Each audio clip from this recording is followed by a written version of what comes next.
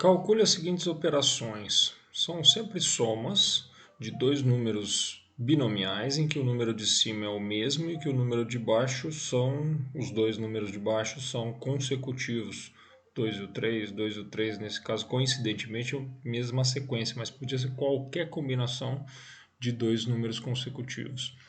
A gente costuma dizer que esses números binomiais podem ser representados como números do triângulo de Pascal, então que o número de cima é o número da linha e o de baixo o número da coluna. Portanto, aqui nós estaríamos somando dois números que estão na mesma linha em colunas vizinhas do triângulo de Pascal. Óbvio que você pode fazer a expansão para tentar resolver. Eu vou fazer no item A para a gente ver o que aconteceria. O N2 está somado ao N3. Para fazer a expansão, vou abrir os binomiais. Então, fatorial do de cima, fatorial da diferença, o de cima menos o de baixo, n menos 2 fatorial, e o de baixo, fatorial. Eu ia somá-lo com esse, vai ser o fatorial do de cima, n, o de cima menos o de baixo, n menos 3, fatorial, e o de baixo, fatorial. O interessante agora seria, para conseguir resolver isso mais facilmente, observar, você tem n fatorial em cima, nas duas frações, e você tem n-2 e n-3. n-2 é um número maior do que n-3, então vou expandir o n-2 até virar n-3 fatorial. Então aqui eu manteria o n fatorial sobre... No n-2 fatorial eu vou escrever n-2 vezes o seu antecessor, que é n-3, com o fatorial. E o 2 permaneceria 2 fatorial. Isso está sendo somado a essa fração, que eu vou manter n fatorial e n-3 fatorial, e que, no caso do 3 fatorial, eu vou escrever como 3 vezes 2 fatorial, que é o mesmo que está ali. E agora, por uma questão de organização, a gente vai tentar visualizar o que há em comum nas duas frações para colocar em evidência. Você tem nos numeradores um n fatorial, então eu coloco ele em evidência. N fatorial sobre... Acho que era melhor dar um espaço aqui. Deixar isso igual para lá. Ok. Sobre... O que eu tenho nos dois denominadores é um n-3 fatorial, que eu vou circular aqui. n-3 fatorial, então ele vai em evidência também, só que no denominador, n-3 fatorial. E além dele, ainda tem o 2 fatorial, que estava também nos dois denominadores, 2 fatorial. Isso tudo sendo colocado em evidência, bom, pego este termo, divido pelo valor que eu pus em evidência. N fatorial simplifica. O n-3 fatorial também simplifica. O 2 fatorial também simplifica. O que vai sobrar? 1 em cima sobre n-2 embaixo. 1 por n-2. Mais, está ali numa soma, mesma ideia. Divida isso pelo que você pôs em evidência. N fatorial com n fatorial simplifica, dá 1. n-3 com n-3 também dá 1. 2 com 2 também dá 1. Sobra 1/3. 1/3. E aí você está numa soma de frações, com denominadores diferentes, o mínimo múltiplo comum é o produto deles. Essa parte vai continuar igual, vou só copiar n fatorial sobre n-3 fatorial e 2 fatorial, multiplicando.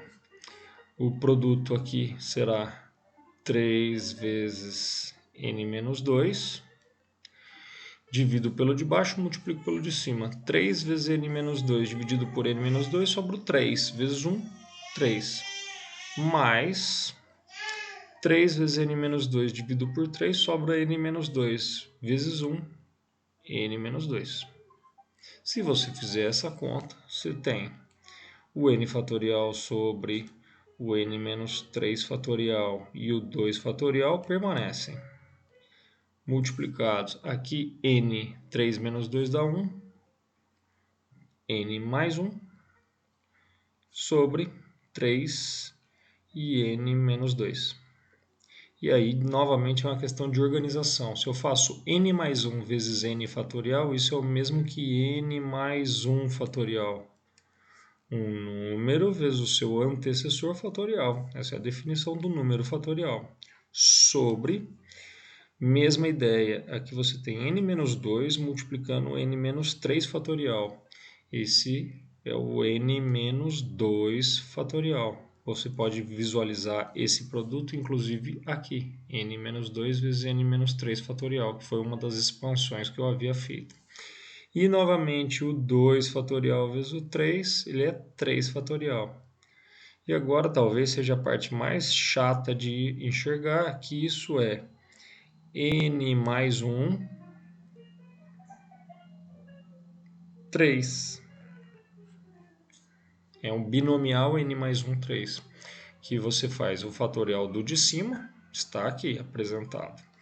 O de cima menos o de baixo, n mais 1 menos 3, ficaria n menos 2 fatorial, está ali. E o de baixo fatorial, 3 fatorial. Não é uma coisa muito simples de se fazer. Bom, basta ver todo o desenvolvimento que eu perdi um certo tempo para fazer. E é por isso que, afinal, a gente fica com a tal relação de Stiefel. Eu não teria que fazer nada disso, uma vez que eu tenha percebido que estou somando dois números binomiais que têm o mesmo número de linha da linha do triângulo de Pascal, NN, e colunas vizinhas, o 2 e o 3, se eu aplico a relação de Stiefel, eu estou vendo que dois números que estão na mesma linha, ou seja, que o número de cima é igual, e que estão em colunas vizinhas no triângulo de Pascal. P e P mais 1, isso quer dizer que são números consecutivos, como estão ali, 2 e 3.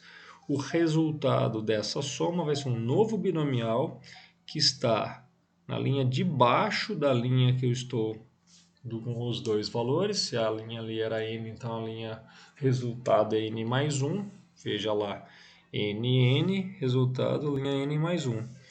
E que a coluna é 1 a mais do que a última. É o segundo valor, o maior valor que você pegou. P e P mais 1, qual você pega? P mais 1.